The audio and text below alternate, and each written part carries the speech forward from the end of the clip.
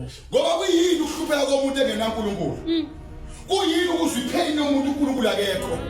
ayike kubuhlungu ukuzwa ipain kanti awunama painkillers inhlungu ziyadlela nje ngoba ukukhona kukaNkulunkulu representa ama painkillers ukukhona kukaNkulunkulu representa izithobanhlungu uyazi mangabe ungenama ama painkillers azokulalisa mozwe inhlungu ubusuku akusi buba kude nosuku nempilo yomuntu iba yinde engekho uNkulunkulu nempilo yokuphela komuntu iba yinde kakhulu ya enlajeka mengekho uNkulunkulu akusho sesiphumelele sonke basakwana kodwa into edala ukuthi impilo ijeni yethu okuphumelela iye ngokusondela ngokukhona uNkulunkulu mengekho uNkulunkulu impilo yomuntu ufana nomuntu ohamba kutalako nalazi utalako basakwana utalako ile nto muhamba etiyeleni nithi sifundela mina muhambe sifundele ilanga lishisa kakhulu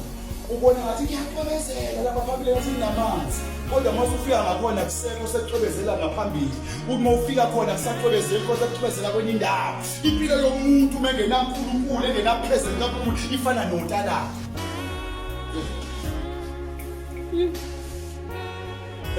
Amen. Mina nje bazalwane I'm counting the days, I'm counting years ukuthi ayisekusele iminyaka emingaka ngifike la ngiyakhona ngoba ukhona uNkulunkulu ubuhlungu ukuphila kanti umphongola useko ubala yiphi iminyaka nalokho ubala iminyaka yemuva usuyidlulile ubala iminyaka yesuffering yakho awubala iminyaka esele ukuthi uphumelele hlungu lonto bazalwane very painful ubala ukuthi nje Nkosi yami sengineminyaka emingaka ngihlupheka ngenabani nabo bani ngekho ngithandayo ngingedwa ngiyinhlwa kodwa khona abantu abathi Nkosi sekusele 5 years sekusele 10 years ngivuleke lo yamnyama sekusele 10 years ngiyayisa impumelelo yami because ngiyena ukuthi present okukhona kaNkulunkulu nenkazimulo kaNkulunkulu ikhona inkazimulo kaNkulunkulu isibuyisela ithemba